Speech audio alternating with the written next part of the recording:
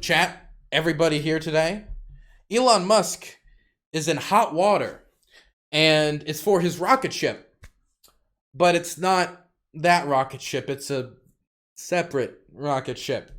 Now, recently we were talking about a clip on the show. I don't think this was ever uploaded to YouTube, but I did talk about it on stream.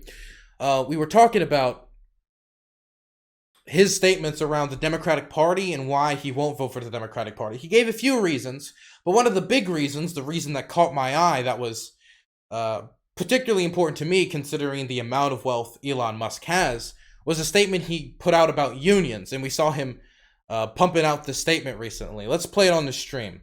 He says, the tweet says, Elon Musk says he'll vote Republicans this year because the Democratic Party is overly controlled by unions and class action lawyers. Musk is notorious union buster and was hit with a class action lawsuit from 1,000 black workers who allege rampant racism at Telsa. Let's play the clip. Is it Telsa? I mean, Telsa, the company. And I would classify myself as a moderate, and neither Republican nor Democrat.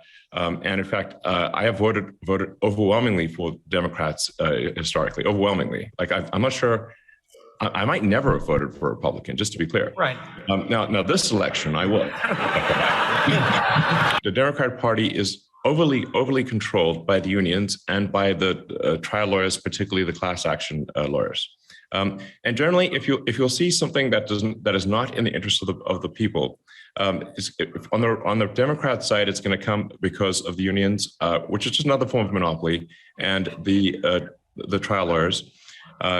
That's where actions will be happening from the Democrat side that are not in the interest of the people. And then, to be fair, on the Republican side, there's if you say like where there's something like not ideal happening, it's because of corporate evil and religious zealotry. That's generally where the bad things will be coming from on the Republican side, that are not representative of the people. So. In the case of Biden, he is simply too much captured by the unions, which was not the case with Obama. So in the case of Obama, you could have, he was sort of quite reasonable, and I think he took more of a view that, obviously you need to take the concerns of the unions into account, but there are bigger issues at stake, and unfortunately, Biden does not do that. Okay, so before we get into the thing Elon Musk is in trouble for now, I wanted to talk about this because it's somewhat connected. So this video is not that surprising, and I saw a lot of people talking about Elon like, man, the left has gotten too crazy for Elon Musk, the Democratic Party's gotten too crazy, it's too divisive, it's immoral. Oh, morally. Thank you so much for the tier 1, I appreciate it. It's gotten off the rails, right? At the end of the day, though, we do need to acknowledge that Elon Musk is the richest man in the world. It's no longer Bill Gates. It's no longer Jeff Bezos. It's Elon Musk, the man behind Tesla, the man behind SpaceX, the man from the Emerald Mines, the man who had a certain, scandal around trying to save those children from the tunnels over in Asia. Now, with him being the richest man in the world, it is clearly within his class interests to be against organized labor, to pay workers a smaller amount of money and extract as much labor he can out of them to increase his profit margins to the highest extent he can, to make as much money as he possibly can for his company's investors. So it's not going to be that wild to hear that one of the biggest reasons, if not the biggest reason, he is against the Democratic Party and or Joe Biden is because of its union stance. Because Joe Biden, for example, is in favor of the PRO Act. I went over to Mark Warner's house, and I knocked on his door trying to get him to support the PRO Act, a Democratic senator who did not fall in line to support the PRO Act. We saw a lot of people going out trying to support the PRO Act. That is something that is in favor of organized labor, in favor of unions, trying to help unions organize, that Elon Musk would probably be against, due to the fact, again, he's the richest man in the world with employees all across the country who has profit margins.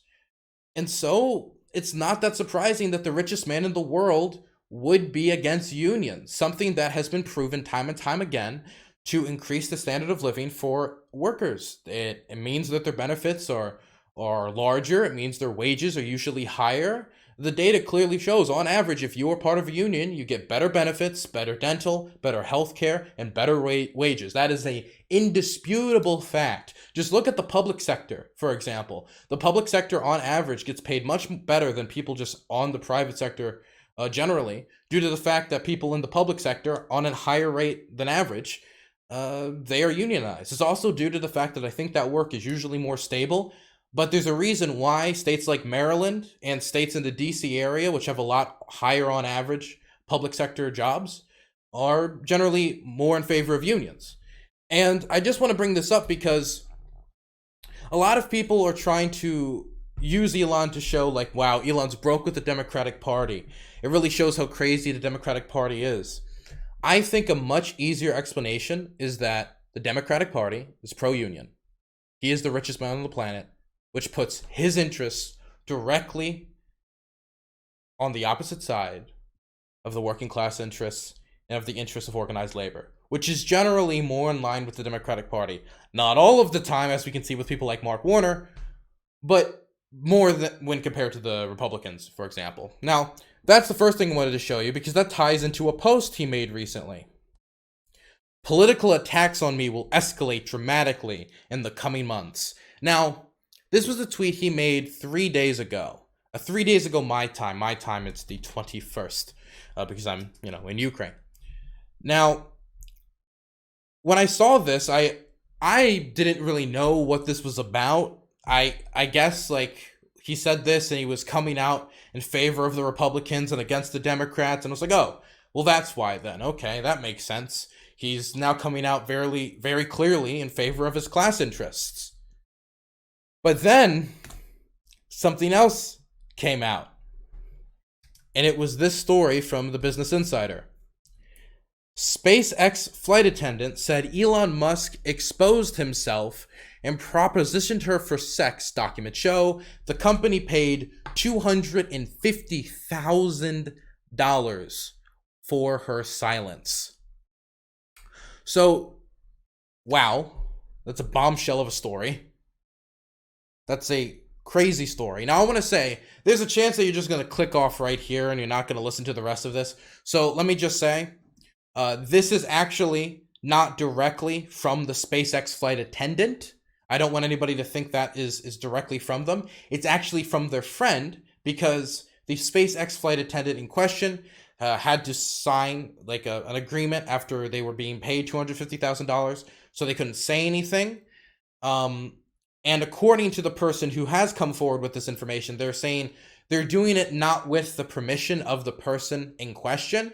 Now, that can either be A, because the person in question did actually give their permission, but they can't say that legally, or then they could be liable to suit due to the fact that they, got paid $250,000 for silence. Or B, it could be a really, really, really, really scummy example of somebody coming forward without their permission, and that would be pretty bad, and now we're just in the fallout of that, right? Yeah, an NDA, exactly, chat. Anyway, let's read the story. This has to do with the fact that SpaceX apparently provides masseuses for their executive staff, and this is what this is related to. I've never met a company that provides masseuses for anybody in their company before, but maybe it's just because I am but a prole. I am not of the elite class. I've never heard of that before. So let's read the article. SpaceX, the aerospace firm founded by Elon Musk, the world's wealthiest man, paid a flight attendant $250,000 to settle a sexual misconduct claim against him in 2018. Insider has learned the attendant worked as a member of the cabin crew on a contract basis for SpaceX's corporate jet fleet. She accused Musk of exposing his erect to her, rubbing her leg without their consent, and offering to buy her a horse in exchange for an erotic massage, according to interviews and documents obtained by Insider. A horse?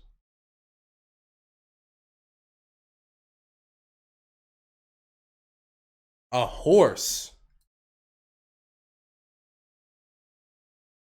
Okay, so I I get the idea, I guess, behind like generally like sexual harassment, right? You want to get some gratification from that. You get something out of it, like I assume, right? Um, but a horse, I've met like horse girls, like girls who are really into horses. Not that way, no. But like they just like farms and horses and stuff. Maybe this person was one of those girls, like she's just really likes horses and ponies and stuff. Or maybe this was just a really weird offer from a bit. I don't know. This just perplexes me. Like out of all the things you could offer, I would understand if he offered like a Tesla vehicle or like a lot of money. He ended up giving her $250,000 anyway, apparently. But I don't know. Just the horse thing really perplexes me. I don't know why he specifically offered a horse. The incident, which took place in 2016, is alleged in declarations signed by a friend of the attendant and prepared in support of her claim. The details in the story are drawn from a declaration as well as other documents, including email correspondence and other records shared with the insider by a friend. According to the declaration, the attendant confided to the friend that after taking the flight attendant job, she was encouraged to get licensed as a masseuse so that she could give Musk massages. It was during one such massage in a private cabin on Musk's Gulfstream G65ER, she told the friend, that Musk propositioned her. After Insider contacted Musk for comment, he emailed to ask for more time to respond and said there's a lot more to this story.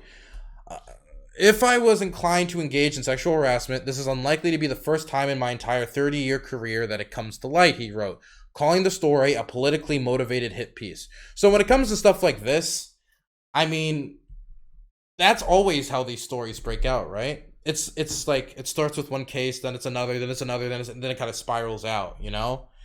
It always starts with a drop until eventually there's like a gaping hole where like a waterfall is coming out of. So I don't really think it's an amazing defense. He wrote calling the story a politically motivated hit piece. And I think this is what it's tied to this. I think there's a good chance, and this is just me spitballing because the story is just developing, so take this with the greatest grain of salt physically possible, that he got this message, tweeted this out because he was asked about it in private, and so he tweeted this out like, hey, this hit piece is coming out on me. And so he framed this as a political attack in advance, then came out, made a bunch of political statements, and now here we are. Just spitballing, but it's just very weird, just this happening in this timeline. Anyway, let's keep going.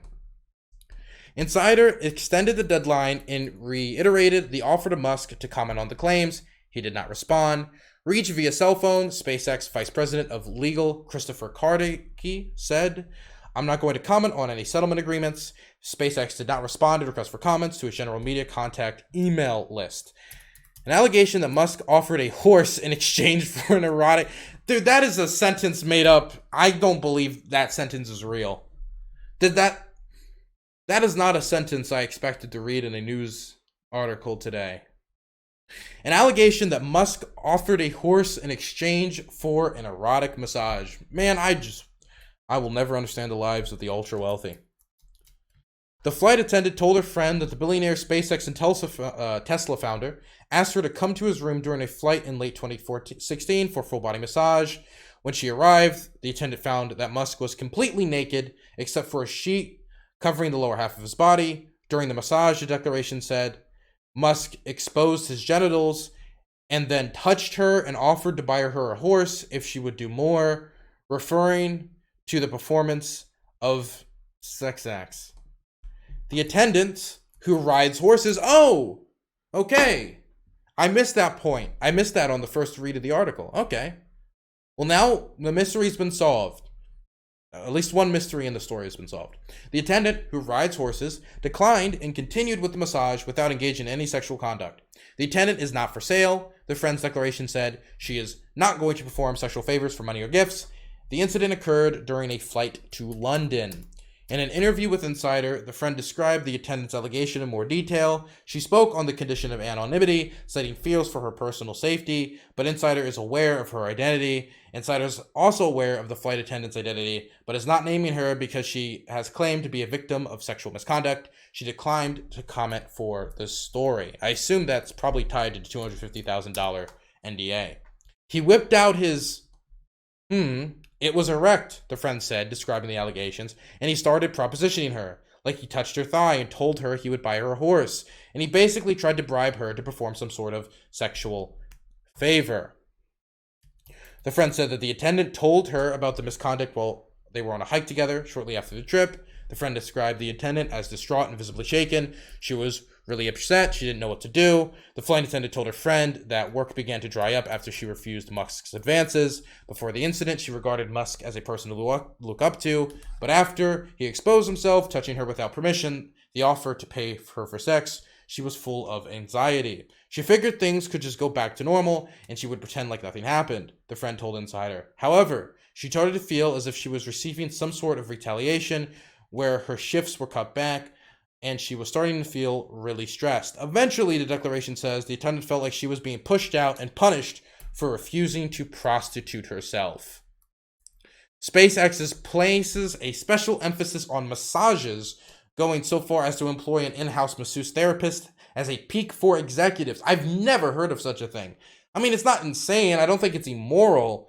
It's just like a very specific type of reward. Immoral, morally corrupt, bankrupt man. Vishy, thanks for the tier 1 sub. I mean, like, I guess somebody could convince me of like, well, Dylan, you know, a workplace is a very stressful environment, and this could be somewhere people go to relieve stress in order to up productivity and et cetera, right? Because I know masseuses, they're lovely people. The vast majority of masseuses are not those type of masseuses, you know? And they just, you know, do that to help people relieve stress. But I've never heard of that being just as a perk of being high up in a company. My goodness.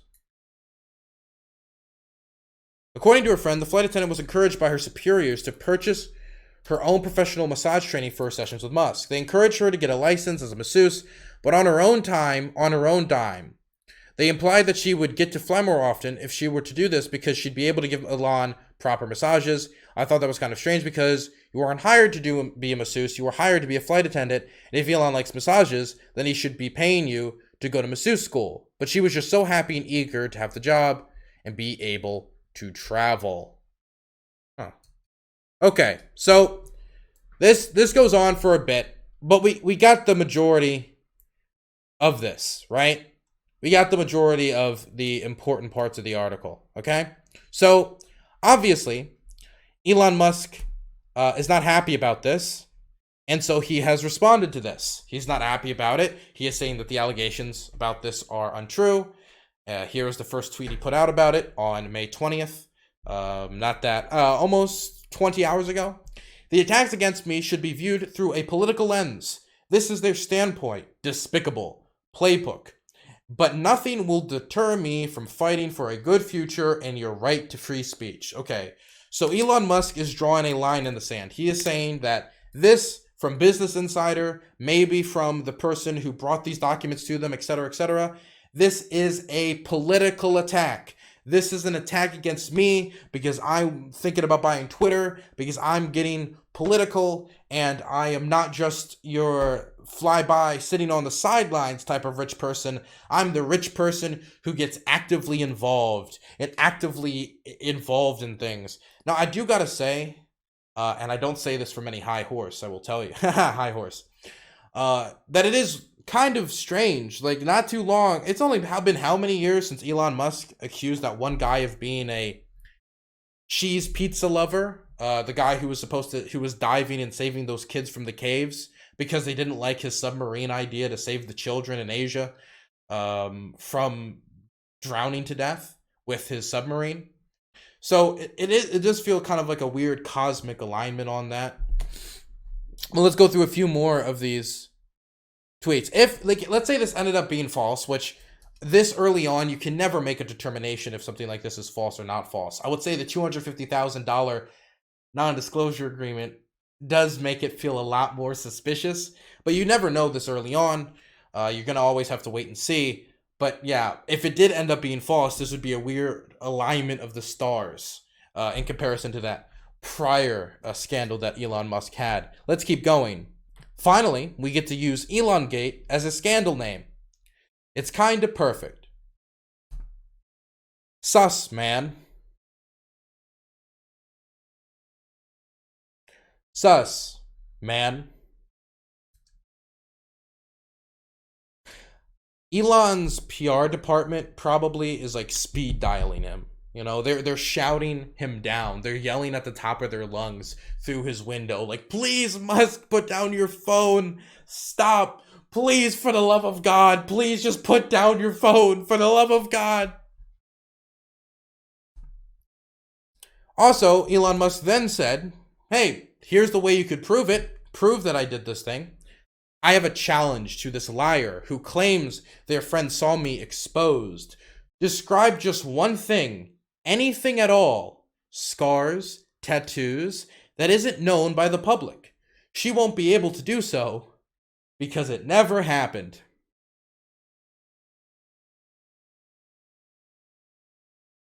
He responded, God, please, somebody get this guy a PR person. Somebody has to tell him to stop. He responded to sexual misconduct allegations by saying, oh yeah, I showed you my genitalia and told you to give me sexual favors.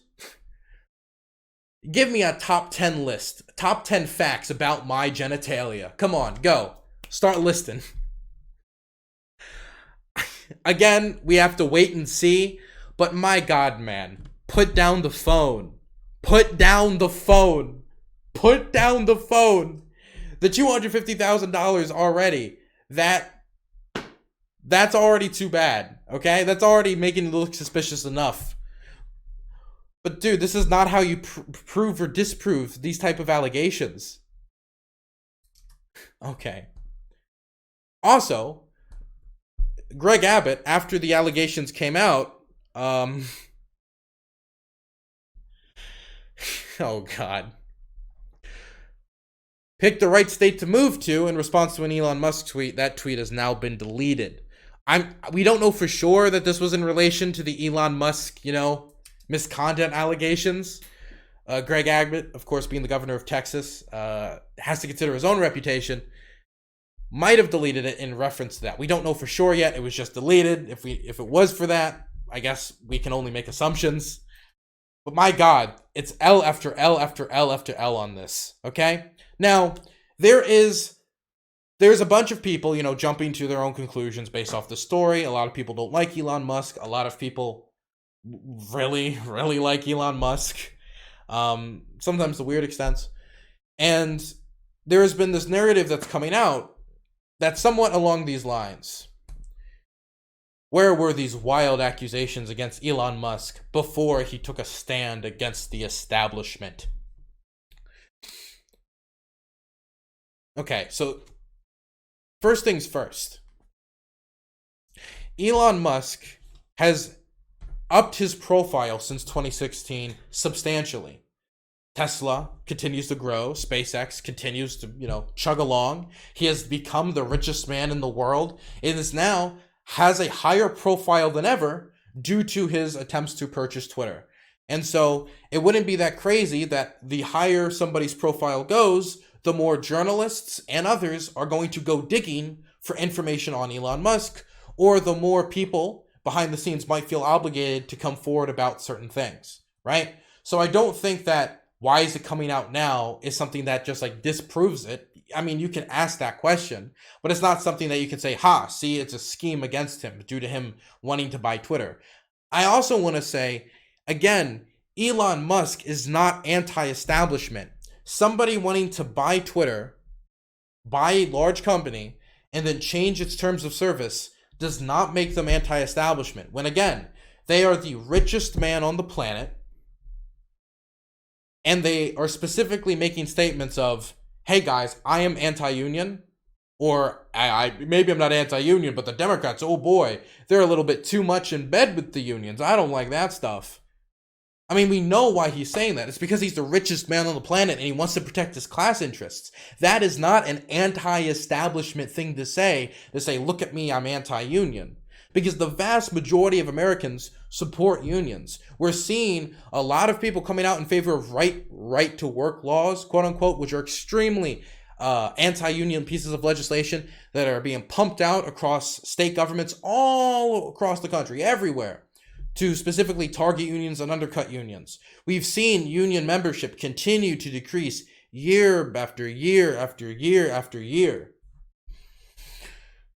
It's not an anti-establishment position to put yourself, the richest person on the planet, with a bunch of gigantic companies under you, which all answer to shareholders, which all want big profits. They want to make a big line go up, line go down, investors very sad, line go up, investors very happy. It's not anti-establishment for him to have all those interests on his side and then take the position, you know what? Oof, these unions, huh? Just because he wants to buy Twitter and unban the orange man, that doesn't make him anti-establishment. Definitely when the orange man in question, again, was deeply in bed with the establishment. Not to mention, he's voting for the Republican Party, which is, if you look at its minority leaders or its past majority leaders or the people with the most power within the Republican Party currently, they are all, again, extremely establishment and in bed deeply with financial interests, some of which Elon Musk himself aligns himself with. It's going to be nearly impossible for somebody to become the richest man on the planet and also be anti-establishment. You know that old biblical saying that it would be easier to get a camel through the eye of a needle than get a rich man into heaven? It's like that, but for becoming the richest man on the planet. It is probably going to be almost impossible for you to stay anti-establishment and also amass that much wealth, because the financial sector is going to need to be your best friend for you to amass that much wealth, and the financial sector is deeply entrenched with the establishment. Just look at the super PACs, just look at the lobbyists, just look at the giant corporations. It's not that crazy. Anyway, we're going to have to wait and see for more information about this to come out. We're going to see if Elon Musk puts down the phone and listens to his PR department. We're going to have to wait and see more information come out before jumping to any conclusions. But so far, I just want to say Elon is not anti-establishment. Don't use that as a defense for him. And best to wait. Best to wait. Elon Musk. My chat coming in with the very, very amazing social commentary. Thank you so much. I feel so much more enriched due to the commentary that you guys are giving me in chat. Thank you. Elon Musk and Joe Rogan love acting like they're politically neutral, yet they love putting it out over the right wing. The thing is, I don't know if they're acting the politically neutral, because people can genuinely believe they're politically neutral or more moderate than they are when they're not that moderate. You know what I mean? For example, I would assume that if you're a right-wing person and you view me, you think I'm so much more left-wing than I probably actually am. I'm not like a communist. I'm not the next Che Guevara. But if you're like a Steven Crowder, Charlie Kirk type, and you see some of the people that I've worked with and campaigned for and worked on the campaigns of, you could jump to those conclusions, you know? Dylan Burns, the next Chairman Mao? More at 7. I can tell you, there have been like right-wing podcasts in Maryland, or I forget exactly what it was. I forget the name. It was like Red something. I think it was Red Maryland or something back in the day, who really thought I was very far on the left. To be fair, I was also on the Gravel campaign, so I can assume why they jumped to such conclusions. Dylan is like IRI Jr. I wouldn't go that far. I'm definitely more left-wing than IRI. I would say that, 100%.